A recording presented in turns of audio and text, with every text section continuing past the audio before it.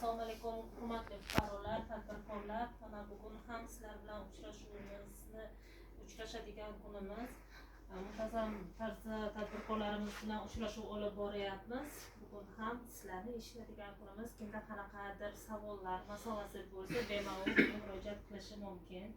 Marhamat, kimda savol bo'lsa, keling. Keling, assalomu alaykum. Siz shu Agrobankni mijozman. O'zimni o'quv markazim bor. Bezland Group MCG. Shuni ichki jihozlarni yangilash va yana nimalarni olish uchun jihozlash uchun kredit olmoqchiman. Shu imtiyozli kreditni bersangiz. Bizga o'zi bir 100 million kerak bo'ladi. 100 million so'm kredit.